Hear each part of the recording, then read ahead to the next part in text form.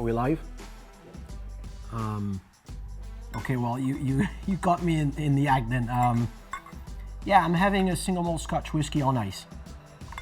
And that's okay, I'll have another now. All right, but look, we'll talk about ice. It's no problem, I guarantee. Happy Whiskey Wednesday, everyone. And thanks again for joining us. A special welcome to our Maxim viewers.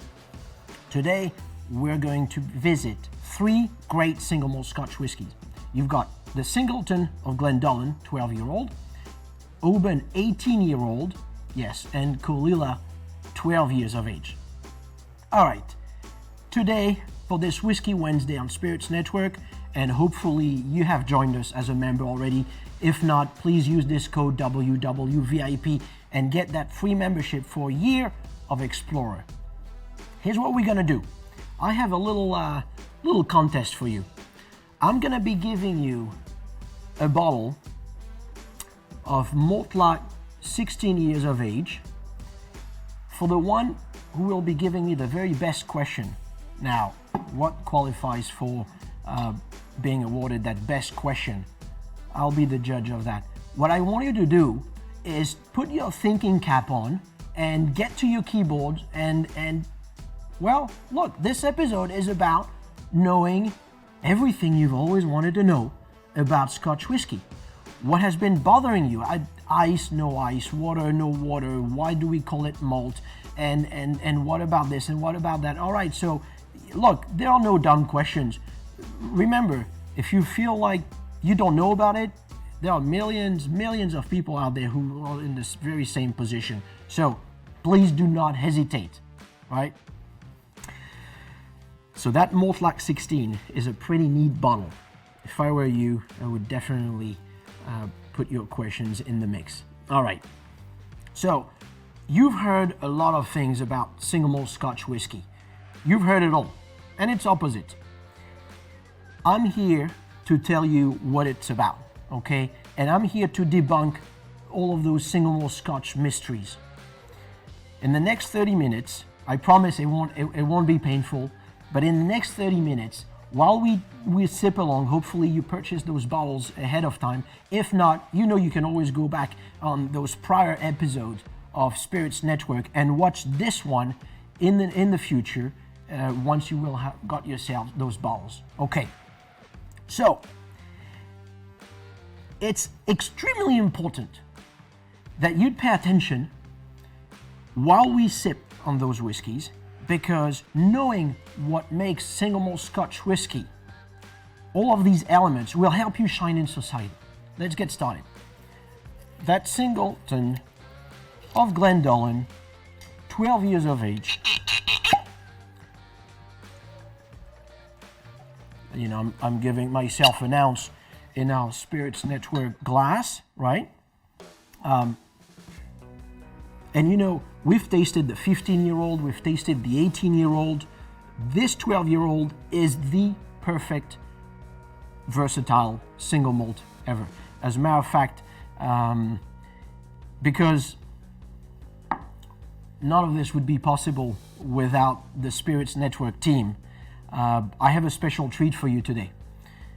First, we're going to take this Singleton 12-year-old and we're going to make drinks out of it later on, so stay tuned. 2,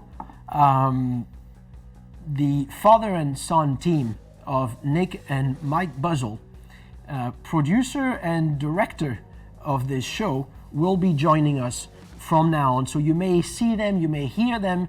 None of this would be possible without them. It's a small team because of the circumstances, right? But we do our best to give you a good show that is thanks to them. Let's get to the very heart of the issue here. This is a malt. It's a single malt, not just any malt. And what qualifies for being a malt? Well, remember, single malt Scotch whiskey has its own set of regulations, right? But we call it malt very simply because the number one sugar that is there for the yeast to play with, to consume, and produce that beer, really, you know, all of those flavors, those congeners, along with alcohols and carbon dioxide and, you know, all these things, is maltose, right? 2 glucose units. Maltose is the number 1 sugar in that sweet liquid that will become a beer, that we will distill into a new make spirit, and that will become a single malt Scotch whiskey 3 years later. Okay? So that's why you call it malt. And we call it single malt because it is made at that very one distillery. Okay? If you were to mingle several single malts together, by definition, now we call it a blended malt. Very few of those. The one that comes to mind is that Johnny Walker Green, right? A bit on the peaty side, but that's a blended malt. Otherwise, all of these are single malts. Now, remember, it is that distillery making it. What if you want to call it something else? Well, no, you can't. In Scotland, you can only call it Scotch whiskey, and therefore you can only make it within the boundaries of the Scotch whiskey production regulations, right? That one malt coming out of that one distillery is a single malt. If you buy your regular single malt, the one that you like very much, say this Singleton 12-year-old, it is the result of the blending of many and many and many barrels together. Because if you want the product of just one barrel, you call it a single barrel. But this is the expression of only that one barrel. And I know connoisseurs are looking for this. It's really cool when you get that single barrel. It's like just one of the many personalities of that malt. Maybe it's the personality of the barrel itself, but you know, finding your favorite distillery's single barrel release is like, all right, so your cereal box limited edition, or your, say you like Tate cookies. Well, you want that limited edition lemon flavored. Let me tell you, I just got it a couple of weeks ago. It didn't last more than a few seconds. So it's very interesting because it is yet a different side, a different face of this distillery. That's for a single barrel. Most of those whiskeys will be, even though they're single malts, will be the result of the vatting, the mixing of dozens, hundreds sometimes, of those barrels, right? Okay. It's a single malt, and in this case it's single malt Scotch whiskey, but remember that your friend who tells you, well, you know, I only drink single malt. Well, you know, your friend is like 20 years back, because back then you were only really drinking single malt Scotch whiskey. Nowadays, quite a few countries are making single malts.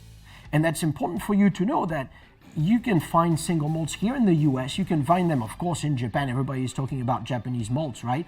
But the Scots have started it all, right? But speaking of malt whiskey, you know, not in Scotland, but in other countries, you could be making a malt whiskey out of a different grain and not 100% malted barley, just like single malt Scotch, right? So different countries have different regulations. Technically, you could here be making a rye malt, okay? When we say single malt, it's lovely. You know, this time I'm still getting some citrus notes. I think this really screams for something lemony, fresh and zesty. But we call it single malt very often by opposition to single grain. And this is a single grain, right? This is Port Dundas 18-year-old. I just pulled this one because, you know, I had it with me, and it's I happen to love it. It's actually not that easy to find anymore because, you know, this distillery is part of the past now, but this is a single grain whiskey. Most of the Scotch whiskey business, you remember, is about blended Scotch whiskey business. We happen to be super fancy here in the US because we're the #1 drinkers of single malt Scotch whiskey. But what happens when you mix single malts and single grains? Well, you end up with blended Scotch whiskey. And usually a blended Scotch whiskey will be a good part of grain whiskey. And remember, this is distilled at higher proof in a continuous fashion using other grains. a little bit of malted barley, right, for the enzymes, but other than that, it's a lot of, it's wheat or corn mostly. Okay, now, well, I think maybe it's time to see if you've got some good questions out there. Let's see, Nick, do we have any good question? We do. Adam wants to know how he trains his palate to pick up more tasting notes when he sips. Does he need to pour more or less, or smell more or less? Okay, that's a great question, and it's just like everything else. First of all, there's a great danger looming right there, because as soon as you turn 30, and a few of us have already turned 30 a little while back, your sense of smell tends to decrease, right? This is something that you can train. In other words, if you always, on everything, right, the food you make and the spices that you get out of that spice rack, just about everything that you can be exposed to, you need to smell. And always, like, what does it smell like? And it's okay if you don't have the answer right away. At least you're getting your brain to work. You need to expose your nose as often as possible. Now, there are some kits out there that you can find. Originally, it was mostly from the wine world, right? Training your nose on the very specific notes, the delicate nuances of those aromas. Well, all of those are different molecules, and it's like everything else. You just need to train yourself. You can't just pick up that music instrument and be great at it. Not overnight. I mean, look, I've been doing this every day for now 26, 27 years. And I'm still discovering a lot. But we can never really rest and think that that's it, we know it. Expose your nose and expose your palate. Now, there's something for your palate to go a step at a time that's a lot easier to deal with.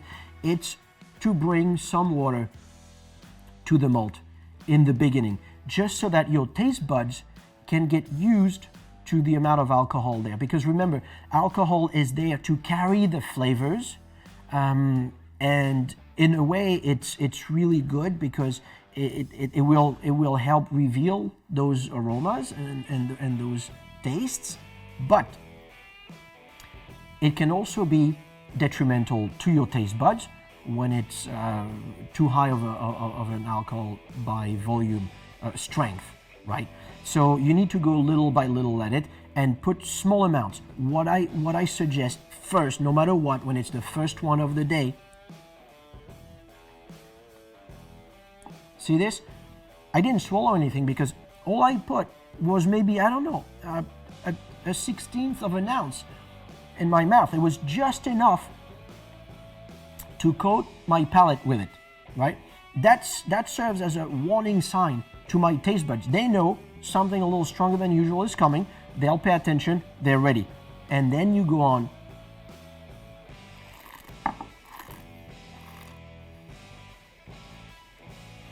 And, of course, if you want to pay attention to the whiskey, and if you want to take your time, you use this little water dropper, right? This is a great way to control the dilution of your whiskey. So you can do it this way, or you can also put a certain amount of water in the glass first and then pour the whiskey and measure the whiskey that you're pouring. What's really important is that you would pay attention to the whiskey. Try to read about this distillery along with your tasting, right? Great question. Is there any other question, Nick? No, we have a question from Mark. Is a pure malt a blend of single malts? Absolutely, and this is a great question because this world of Scotch whiskey got us confused for a few years. It was a pure malt or a vatted malt, and then now it is called a blended malt. But the Japanese especially have kept this terminology of pure malt, but it's the same thing. Vatted malt, pure malt, blended malt, same thing. Several single malts together could be 2, could be a dozen, could be 20. Great question. All right, let's move on.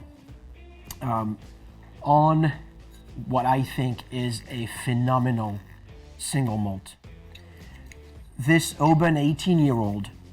So you can see those of you who enjoy the younger sibling of this bottling, the Oban 14-year-old, can tell already there's a difference in color.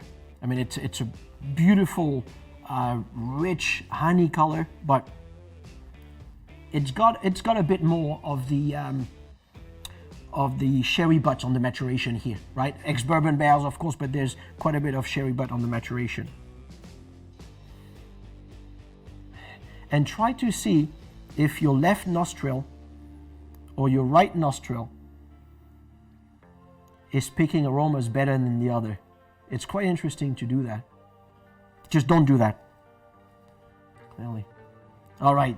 Now let's be serious for a second. Well, only after tasting it. Hopefully you can taste with me.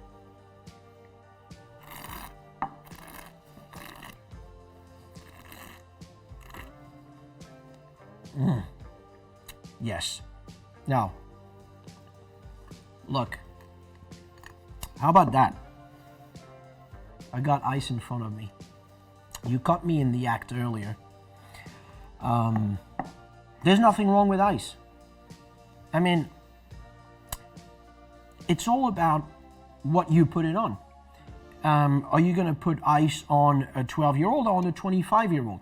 I personally think in this country, we have this unparalleled fascination for ice. And I want the viewers to realize that this is very much unlike the rest of the world. We put everything on ice. I mean, you know, I still, and you know, 20 years later, I still get a little confused when I'm offered a glass of water that is mostly ice and then a little bit of water in the very heart of the winter when I go to a restaurant. But that's because ice is totally ingrained in our culture. And what is it? Maybe it's just that a beautiful ice cube is really sexy. Is it the sound that it makes when we give it a swirl?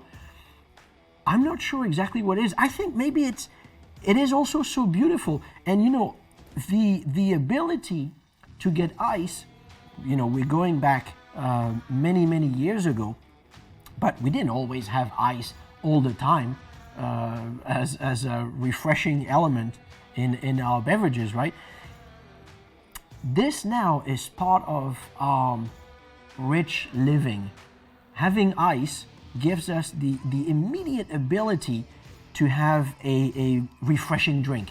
So ice, no problem with it, but let's talk about it a little more. Of course, I mean, if you followed the Japanese trends, you know that they treat ice beautifully. I mean, if you've seen those Japanese bartenders with their ice pick carefully carving their perfectly spherical piece of ice, and this is absolutely marvelous, right? And it's not that complicated to do. It's just you need to be doing it for a while before you do it perfectly. But this is also beautiful. It has the benefit of melting not as fast as those small ice cubes that you would normally put in your drink, right? So there's a great benefit. Whether it's a big cube or a large sphere, there's a great benefit to it, is that it will cool your whiskey down, but the dilution will not be that important. So you will not be bringing too much water into the whiskey, right? Now, if you just want your whiskey colder because you've been keeping this beautiful bottle in your very well lit liquor cabinet, and unfortunately maybe it was not LED and it's a little too warm, your whiskey is too warm, right? Or say you're at a restaurant or a bar and that beautiful single malt is sitting on that shelf that's beautifully lit, but it's too warm. What do you want to do automatically is put ice, but you've got alternatives. I happened to find many years ago on a market, not sure exactly where, 3 copper bowls. And I love copper, right? I've got a personal fascination for copper. So I bought them, I keep them in my freezer, and I put them in my rocks glass when I want a fun whiskey, right? But otherwise, you can buy those regular metal bowls out there. They work very well. They will cool your drink down pretty quickly. The only thing is you cannot put them in very fancy glassware because it is so heavy that it might break your glass, right? So you need a really sturdy, strong glass. What about those whiskey stones? Yes, they work too. In my opinion, they don't cool the drink down as fast as they should. And if you keep them in that freezer, because they're stones, they're porous, they will absorb just like a sponge. They will absorb all of those off odors of your freezer. So that's why, when you want to cool down your drink is because you want to have it within the next 2 minutes, right?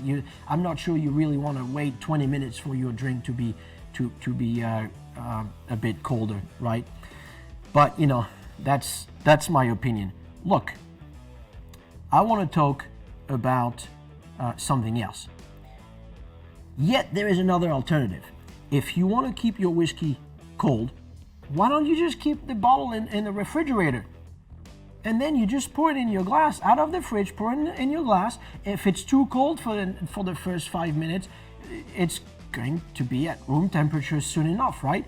If you want to play with the texture, keep that whiskey in the freezer. Yes, in the freezer. You take it out of the freezer and you've got an almost viscous whiskey, and it's really, really interesting for the texture at first, and then it gets to room temperature, and what happens is that you just witness the whiskey open up, and it's gorgeous. Yeah, let's talk about glasses, because I know some of you have been bad boys and bad girls out there. So, the glasses. Okay. You want to have it on ice? I think this works very well. You want to be not fanciful, but you want to be tasting. You could be using these, right? You could be using this glass. That's a Glencairn glass. If you set yourself up with a tasting, ahead of time, maybe you're waiting for I was about to say you're waiting for your friends. Yeah, if you've got that whiskey clubs, or right now it's the very close circle of the family members, put those caps on the glass. It will keep all of these aromas. Those that are extremely volatile, that will keep them in the glass, so that then you just you get it. You get everything, right? Okay. I think this is, for me, the ideal glass, right? But this is when you want to be really analytical. And it's not always about being analytical. Sometimes it's just pure, fast enjoyment, right? So you don't need to have this. But look, these are too extreme. I've got two snifters right here. What do you think? You want to taste a little something? Where do you put yourself in relation to the glass, right? I don't know. It's cute, right? But it doesn't work. So the glass cannot be too small. Is this too big of a glass? Not really. If you pour enough, I'm going to show you how much you should be pouring in a glass like this. You see, I like this because this is a snifter, right? To me, it's got the right opening, the right ratio of the widest part to the narrower tip. But here's how much you should be pouring yourself in a glass like that. And, because I've got some fondness for malt like 16, I think this is the right amount. Now, am I a little too generous with myself? Maybe. So, because what's good about this is that you can really play with it. You can really give it a swirl, and you can keep it right there and discover it little by little. Just make sure you don't do this, remember. No, that's too much, right? Because, whoo. Okay, don't worry, I'll have you later. Okay. So, what I'm trying to tell you is that having it in this glass is when you don't want to think about it too much, right? You just want that immediate comfort. This is a rocks glass, but as soon as it's great, meaning as soon as the single malt is great, you need to pay attention to it, very simply because the makers of this single malt have been working hard to make it really, really good. In other words, You don't always sit down at the dining table for the most amazing meal on earth, right? Sometimes all you want is a fried fish sandwich, right? I mean, you've got that catfish. Catfish is not the most noble fish ever, but if you're gonna put those two buns together with something cool in the middle, which will give you a great texture when you bite into it, and you want to put some mayonnaise in there, and maybe you want to throw some Boston lettuce, a leaf of Boston lettuce, onions, that's what you need, right? But if you're about to have lobster, will you really fry that lobster? So this is what I'm talking about. This is the difference between this and this. Fried catfish sandwich, lobster. So now that's it. You almost got me upset. I think I want to explore the other drink, and I'm calling on co-founder Nick Buzzell. Can I actually have a fried fish sandwich version of the Singleton 12-year-old? Nick, can you make something that would be of a great enjoyment in the glass? I'd be happy. Thank you, and thank you for joining. Thank you for having me. You're on the other side usually. It's a little different over here. So what are you gonna make? I'll make you a highball. Perfect. That's it. Using the Singleton, well, Or what's left in the bowl. Well, hopefully you've got enough. So the highball to me is the very quintessential, beautiful, easy drink. I mean, you still need to be paying attention to your whiskey making technique here, your highball making techniques, because if you put too much whiskey, or if you put too much, in this case, I see ginger ale, right? So you're using ginger ale. Could be, club soda, it could be something else. You could put Sprite, you could put just tonic water, whatever is your favorite. But you've got to be careful with the ratio here. Every whiskey will call for a different amount of that soda. The lightest the whiskey, maybe the less soda. The bigger, the richer the whiskey that you'll be using, maybe more soda you'll put in. Be careful with the sodas you put in though, because you see there is one danger, big danger with soda, is the amount of sweetness that you get from it. And too much sugar in your highball will prevent the appreciation of the base, which is the whiskey. So still, you gotta be a little careful here. Okay. Thank you very much.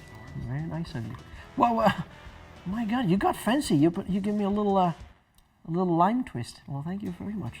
I appreciate it. But you gotta make yourself one. Come on, make yourself one. Don't mind me talking about whiskey, single malts, and all that. But before I get straight into this, I want to give this Oban 18 proper attention.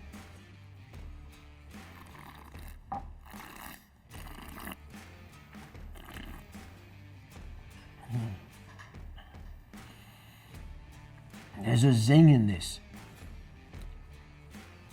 This is rich. And it makes my mouth so watery. I mean, I'm producing a lot of saliva right now. I guess maybe it's a good sign. I think that's that means I like it, but maybe it also means that it's calling for more. I'll get back to that in a minute.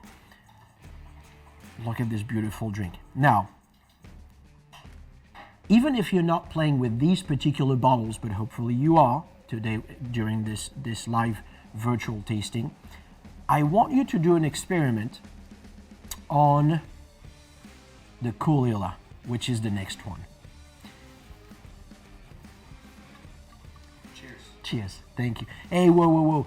Can you actually make one for Mike? I mean, he's looking at me like he's gonna cut the whole thing, and please. So let's, well.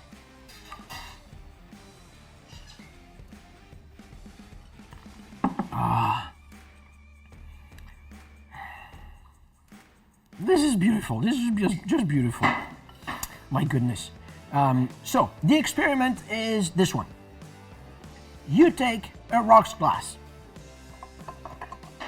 You throw, if I can actually, bartender, yes. Can I get an ice cube in this, please? Yeah. That'd be awfully nice of you. Thank you. So, you got yourself this. And then, you got yourself these two other glasses, right? Okay. And what you're gonna do is get that bottle of Colilla 12-year-old, and you're going to pour the same amount in each glass.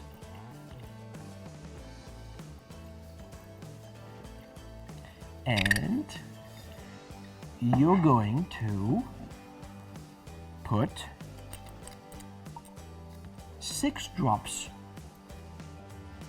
1, 2, 3, 4, 5, 6 in one of those 3 glasses, which is one of those 2 that doesn't have the ice. And what I want you to do is just give him all a smell. All right, the one with ice, the one with water, and one without water. Yes, let's answer some questions.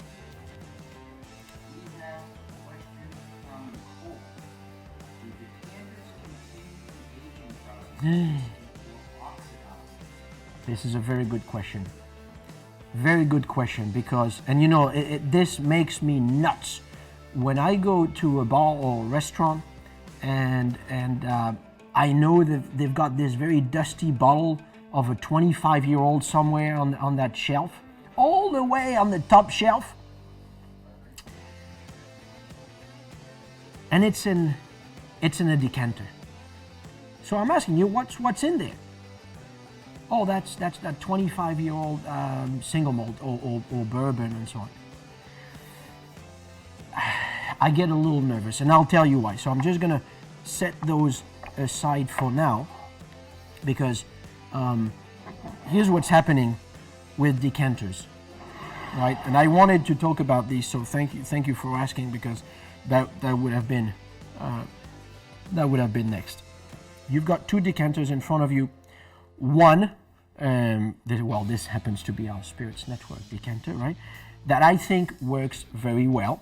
And another one that doesn't, very simply because of this.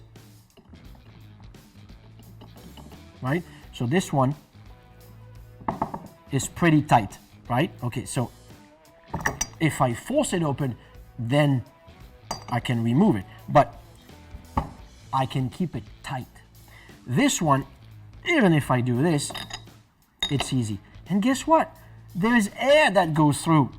So of course you've got oxidation, and oxidation is not a huge issue if you have a young whiskey in there, or if the whiskey was matured maybe in some, well, first of all, American oak would be better, and even more so in the case of Scotch whiskey, or Japanese whiskeys, other malts that are using ex-bourbon barrels, if that ex-bourbon barrel has been used many times before, or hogshead, or another barrel that was made of American oak, but that served the purpose of maturing several single malts already. Because what happens is that you have so few tannins extracted from the oak already, because the oak doesn't have much tannins, American oak that is, that really it doesn't matter so much. If you are dealing with a European oak made barrel, right? I'm talking about this 25-year-old single malt Scotch whiskey. Say it was a sherry butt matured Scotch, but that sherry butt was made of Quercus robur or Quercus petrea, Quercus robur even more so.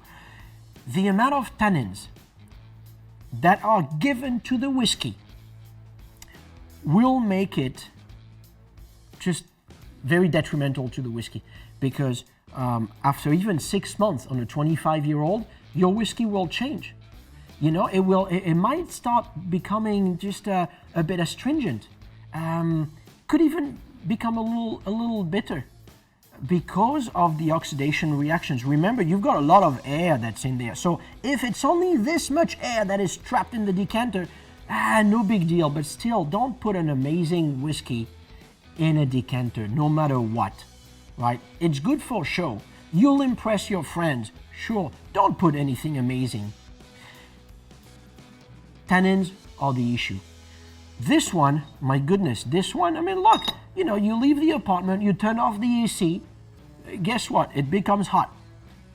The whiskey will expand in the decanter, pushing the air out of the decanter because it's a loose closure.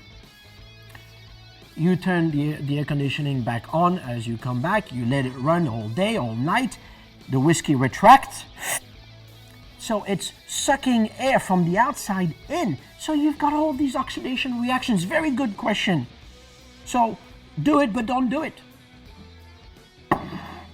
Am I answering another question, Nick? I think you should take one more. All right, let's take one more question then. So Ruth wants to know, where does the saltiness of the island come from? So. Water or the air during agitation? So I want to say, is it the air or the water? What gives it both a salty character and maybe a savory notes, right? Because it's kind of all together.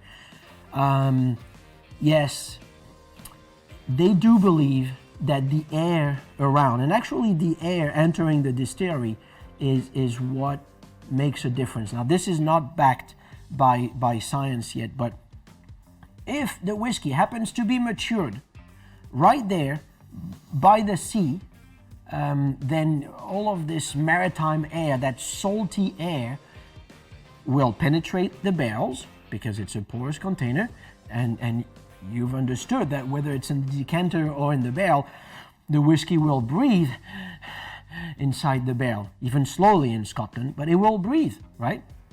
So this air will be in touch with the whiskey. So absolutely, what happens if the whiskey is not matured right there by the water where it is made? What if it is tankered away to the mainland in a centralized compound where maturation takes place? Well, then it's a little more difficult to apprehend. And maybe then it is really just the air that was there in the distillery when the distillation took place, because you know that in between spirit runs, in between distillations, they refresh, they reactivate the copper by opening the stills, and maybe they're thinking this is it. But what I can tell you is that this is not the water that they're using for either the mashing or the cooling purpose of the vapors, nor is it the water that they're using to reduce the whiskey with before bottling. It has nothing to do with that. However, if you do add water to the whiskey, I'm saying the water here in the glass, then probably the saltiness comes from the sodium in this very water. And let's get into it with this Caol Ila 12 already. Hopefully you've got this little experiment in front of you. One test glass, as I call it, doesn't have anything but the whiskey itself.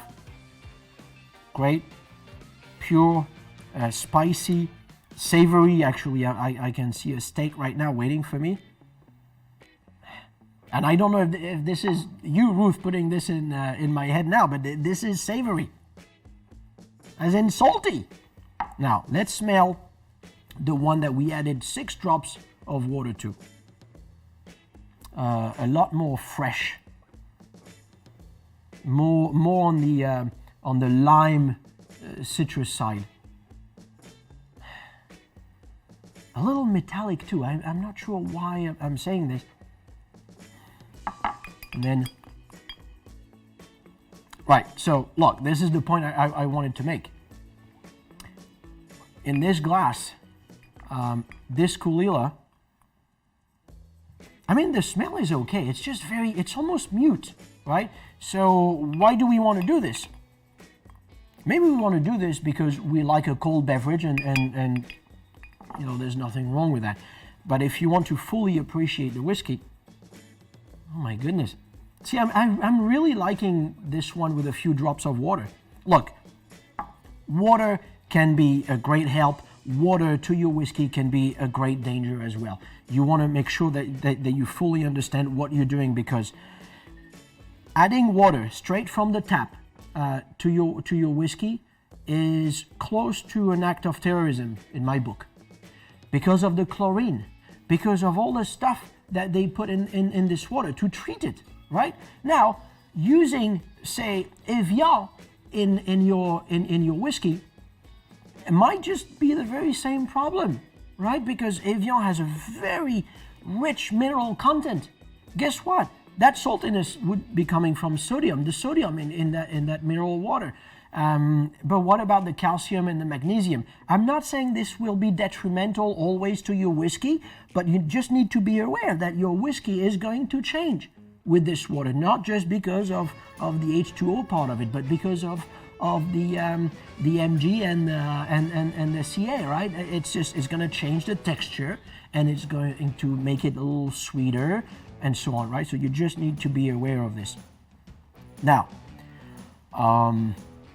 the benefits, we all know the benefits, you know, on the young and aggressive whiskeys, it could really be opening it up. There's nothing wrong with it. Just use a low mineral content mineral water. That's it. Still water, right? No sparkling, clearly. Okay. However, here's the issue of my whiskey would be too high in strength. What am I going to do with it? It comes at, say, 60% alcohol by volume. My goodness, I'm afraid those barrel proof or cask strength single malt Scotch whiskies could be the very best, most amazing pleasures for a single malt Scotch whiskey enthusiast. But, well, you gotta put some water or not.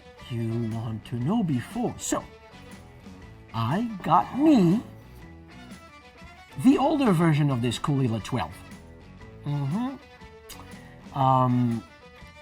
This is a 30-year-old, okay? This 30-year-old is what, 18 years older. All right, see, I can still do my math. It comes at the 55.1 ABV. Now that's, remember that usually in Scotland for single malt Scotch whiskies, as they are new make spirits, straight off distilled, they enter the barrel, the onset of maturation, at 63. Between 62.5 to 63.5, usually 63.5% alcohol by volume. And then, given the climatic conditions of Scotland, the strength usually goes down little by little by little by little. So that 30 years later, in this case, from 63.5, it went down to 55.1% alcohol by volume. However, to me, this one should not see any water because it is just oh so beautiful. Just as it is. A whiskey that is amazingly made from the beginning, from the malted barley, from the peat that was there and that smoke that flavored that barley in the kiln, to the beer that was made from it, to the distillation, the new make spirit, the baby that then became that amazing spirit 30 years later, this adult beverage.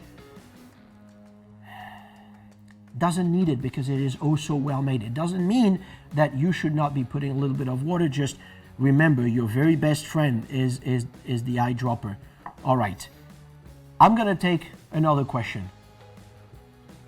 So, question from essentially, will the weather change my experience? And you also have a follow-on question, which is, can you make beer into whiskey? And of course, we have to announce our winner, but I think we should do that next week. We're running out of time. Right, I mean, it's a lot of great questions, so the winner will be announced next week. I promise, right? But two great questions. So I'll go with the beer first, right? And this is probably out of something that you read A lot of brewers are having trouble because they've got all this beer that is not reaching those accounts, right? Those pubs and bars and restaurants and all that.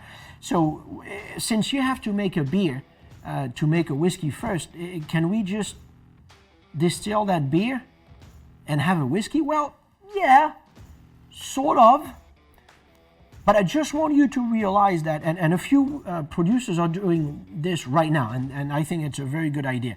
But, this is what I'm having after each of those live virtual tastings, right? I mean, I crave a Guinness, That's who I am, I guess. You don't make a beer for beer drinking the way you make a beer for distilling into a whiskey. For those brewers out there, there's something important called the attenuation, right? You want to keep, during fermentation, you want to keep a certain level of sugars, right? You don't want the yeast to fully consume all the sugars available and transform them into alcohol and other things, right? You do want to keep some of that sweetness. Another difference with the beer making for beer drinking is that there's no boiling of the beer. I mean, that this is going to be boiled off all during distillation, right? And there's no hop, right? Although there are quite a few whiskeys right now that are hopped. The other question, if I remember correctly, Nick, is about the weather, right? So the weather, yes, the weather might be affecting your perception of what you're consuming. And I know there are ongoing studies around this because it would be all about the atmospheric pressure and the level of humidity in the air. You see, this would affect what's inside and all of that. So, I guess, I mean, I did the experiment and it was very interesting. Certainly, if you're right there by the sea and you're tasting one of those whiskeys, you will taste something very different than the next time you go up to the mountain with that same bottle and you experience that very same whiskey. But what I don't know is it the atmospheric pressure? Is it the level of dryness or humidity in the air? Or is it that the conditions are also different and I'm thinking of something different? I mean, if I'm right there on the beach by the sea and my head is going like that, I mean, maybe my eyes are so disturbed by what I see. I don't know. When I'm on top of the mountain, there's nobody else. Maybe the dog and a friend, but that's it, right? So I don't know. There are so many aspects to our enjoyment of fine whiskey. But I feel like not only should I have another sip, but I also should be thanking you. I don't know what you made of this experiment with this Caol Ila 12-year-old. I know that my winner is right there in the middle with a few drops of water. Look, we're all different, and that's the beauty of it. There is one type of consumption per individual. That's the beauty of single malt Scotch whiskey and all of these other beautiful drinks we can have. We can fully own them. They're ours, right? Well, this was fun. I want to thank you again for joining me on this other virtual live tasting. We had Singleton 12-year-old. This is Glendillon. We had Oban 18-year-old and Caol Ila 12-year-old. Hopefully this was helpful and you'll be able to shine in society. If you have not yet used this WWVIP code, please do so. If you're already an explorer, then please entrust me in selecting those bottles of that box bottle membership that we have. Become an enthusiast or a connoisseur. Until next week, you remember to drink responsibly. You remember to follow us on all our social media outposts. I'm going to tell you what we're going to have next week so that you can purchase those bottles ahead of time. This is yet another Game of Thrones edition with Royal Lochnagar. Yes, House Baratheon. We're also going to have Oban Bay Reserve. Yes, it's a Game of Thrones edition too. And Talisker House Greyjoy. So, go on Spirits Network and purchase your bottles right there from a click of your remote.